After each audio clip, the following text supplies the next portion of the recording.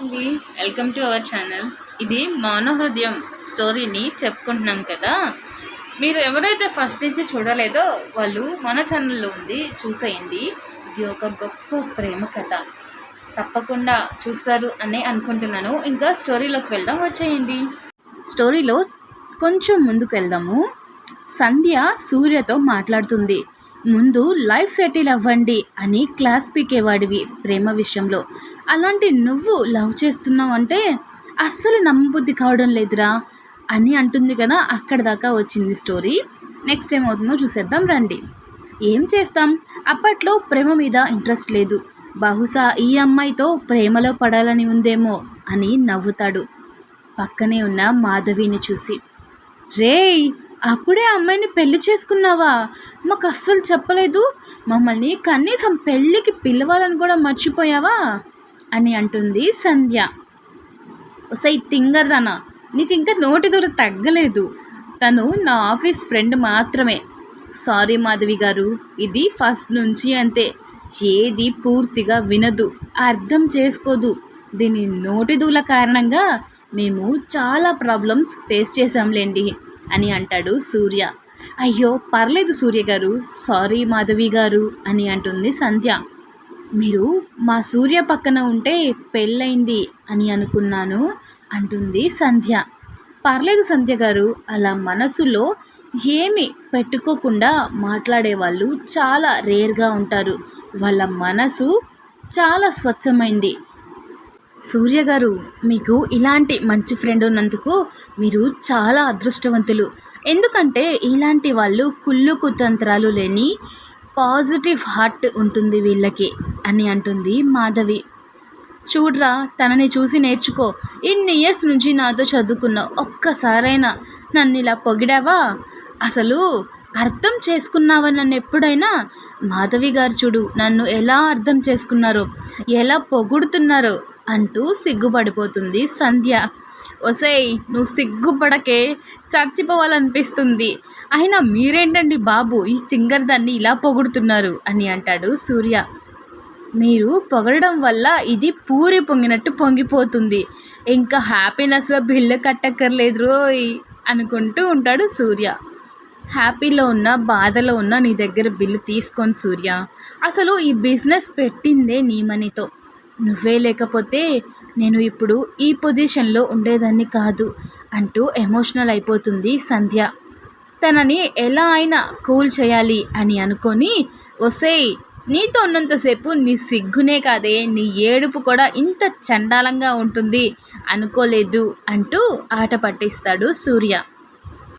అలా అనటంతోనే రేయ్ నిన్ను అంటూ తనని కొట్టడానికి పరిగెడుతుంది. అలా వాళ్ళిద్దరూ కొంచెం సేపు అల్లరి చేశాక మాధవి, నువ్వు చూడు ఏ చాక్లెట్ బాగుందో అని అంటాడు. సరే అని వెళ్ళి ఒక్కొక్కటి చూస్తూ తనకి నచ్చింది తీసి, సూర్య గారు ఇది బాగుంటుంది అనిపిస్తుంది అని అంటుంది మాధవి. అయ్యో మాధవి గారు, మీరు తిని చూసి చెప్పండి అని అంటాడు. సరే అని తిని, వావ్ సంధ్య గారు, చాక్లెట్ సూపర్ ఉంది, మీ చేతిలో ఏదో మ్యాజిక్ ఉంది అంటుంది. అలా తనకి మూడ్ చేంజ్ అయ్యే వరకు తనకి తోడుగా ఉండి ఇంకా అరుణ్ ఇంటి దగ్గర వదిలిపెడతాడు సూర్య. లోపలికి రండి, ఏంటి ఇక్కడే ఆగిపోయారు అని అంటుంది మాధవి. లేదండి, కొంచెం పని ఉంది, రేపు ఆఫీస్లో మళ్ళీ అరుణ్ని కలుస్తాను కదా, వెళ్ళొస్తాను అని వెళ్ళిపోతాడు. తను కూడా లోపలికి వస్తుంది. తన రూమ్లోకి రాగానే అక్కడ అంతా చూసి షాక్ అయిపోతుంది. ఎందుకంటే బెడ్ మొత్తం డ్రెస్సులతో నింపేస్తాడు అరుణ్.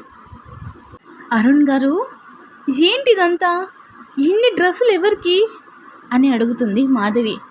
ఎవరికేంటి, మీకే ఇవన్నీ, మిమ్మల్ని ఇంకెవ్వరు తక్కువ చేసి మాట్లాడకూడదు. అన్నీ మీకు ఇష్టమైన కలర్సు, మీకు సెట్ అయ్యే పర్ఫెక్ట్ సైజెస్ తీసుకొచ్చాను. అండ్ కంఫర్ట్ ఫీల్ అవ్వాలి, అలాగే రిచ్గా ఉండాలి అని ఏరి కోరి నేను షాపింగ్ చేసి మరీ మీకోసం తీసుకొచ్చాను. అన్నీ చెక్ చేసుకొని మీకు నచ్చితే ఉంచుకోండి, లేదంటే రేపు మళ్ళీ వెళ్ళి మార్చుకుందాం అని అంటాడు అరుణ్. సరే అని ఒక డ్రెస్ తీసుకొని చెక్ చేస్తుంది మాధవి. తనకి అది ఖచ్చితంగా ఫిట్ అవుతుంది అని అనిపిస్తుంది. అరే, ఇంత కరెక్ట్గా ఎలా తెచ్చారీనా అనుకుంటూ చూసుకోకుండా ఏదో పరధ్యానంలో వస్తుంది. చూసుకోకుండా మ్యాట్ జరిగి పడిపోబోతుంది. ఇంతలో అరుణ్ వచ్చి తనని పట్టుకుంటాడు. ఇద్దరి కళ్ళు కలిసి ఎన్నో ఊసులు చెప్పుకుంటున్నట్టు ఉన్నాయి. ఒకరిని ఒకరు వదలాలి అనే ఆలోచనే మర్చిపోయి ఇద్దరు ఈ ప్రపంచం నుంచి దూరంగా వెళ్ళిపోయినట్టు, ప్రపంచం అంతా ఆగిపోయిందా అన్నట్టు ఒకరి చేతుల్లో ఒకరు అలానే నిలిచిపోయారు. ఇంతలో మాధురి గారు అరుణ్ వాళ్ళ బెడ్రూమ్ దగ్గరికి వస్తారు. వచ్చి వాళ్ళని అలా చూసి, అమ్మయ్య, వీళ్ళ ఇద్దరి మధ్య కొంచెం ప్రేమ మొదలవుతుంది, అదే చాలు అని అనుకుంటారు. ఒకరిని ఒకరు లోకాన్ని మర్చిపోయి అలా చూసుకోవడం చూసి ఈ టైంలో వాళ్ళని డిస్టర్బ్ చేయడం ఇష్టం లేక వెనక్కి తిరిగి వెళ్ళబోతారు. ఇంతలో పక్కనే ఉన్న ఫ్లవర్ వాస్ కింద పడి పెద్ద సౌండ్ వస్తుంది. దాంతో ఈ లోకంలోకి వచ్చిన అరుణ్, మాధవిలు దూరం జరిగి ఒకరిని ఒకరు వదిలి పక్కకి చూడగానే, అరే అమ్మా, ఎంతసేపు అయింది వచ్చి అని అడుగుతారు. ఇప్పుడే వచ్చానురా, ఇదిగో చూసుకోకుండా దీనికి తగిలాను అంటూ మాట మారుస్తుంది. ఏంటమ్మా, పిలిస్తే నేనే వచ్చేవాడిని కదా, అయినా నీకు ఒంట్లో బాలేదు, ఈ టైంలో పైకి రాకపోతే ఏమైంది అని అరుస్తాడు అరుణ్.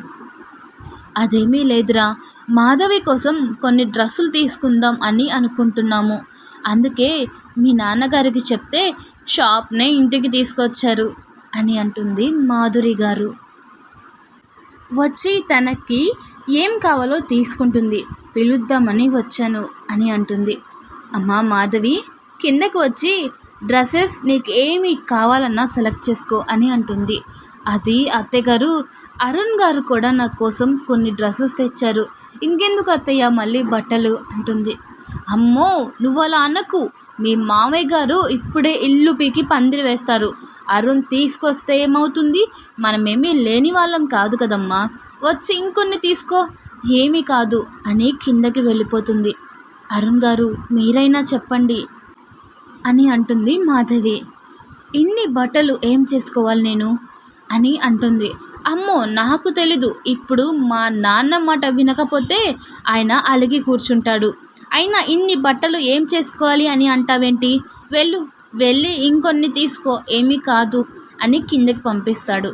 తను కిందకి వెళ్ళగానే దీక్షకి తనకి ఎంత తేడా, తనేమో ఎప్పుడు షాపింగ్ చేసి డబ్బులు వేస్ట్ చేస్తూ ఉంటుంది. మాధవి ఏమో ఇన్ని డ్రెస్సులు ఏం చేసుకోవాలి అని అడుగుతుంది.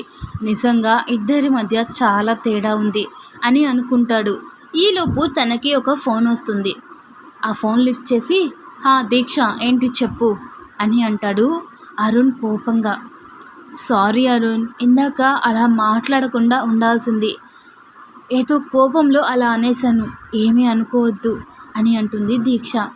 చూడు దీక్ష, నేను నిన్ను ఇష్టపడింది నీ మనసు చూసి, ఉన్నోడు లేనివాడు అని నువ్వు ఎప్పటి నుంచి చూస్తున్నావు, ఇందాక ఎంత నీచంగా మాట్లాడావో తెలుసా, ఇంకొకసారి ఇలా మాట్లాడితే మన ప్రేమ గురించి ఇంకొకసారి ఆలోచించాల్సి వస్తుంది అని గట్టిగా మాట్లాడతాడు అరుణ్. సారీ అరుణ్, ప్లీజ్ అలా అనకు, నువ్వు లేకపోతే నేను తట్టుకోలేను, ఇంకెప్పుడు అలా మాట్లాడను, సారీ అని చెప్పాల్సింది నాకు కాదు తనకి అని అంటూ ఉండగానే కింద నుంచి పెద్ద పెద్దగా కేకలు వినిపిస్తాయి.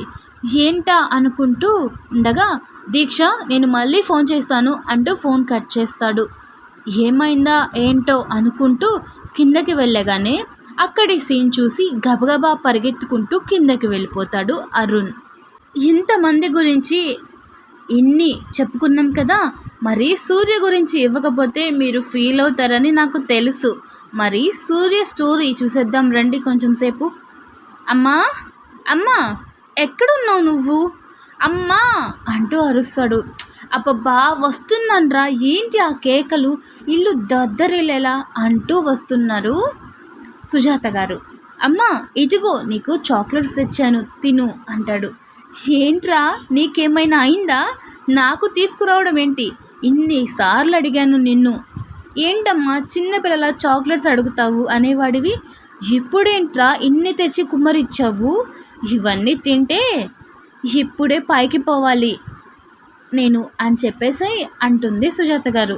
అమ్మ ఏంటా మాటలు, చిన్నప్పుడే నాన్న చనిపోతే అమ్మవి నాన్నలా మారి మమ్మల్ని ఏ కష్టం కలగకుండా పెంచి పెద్ద చేశావు.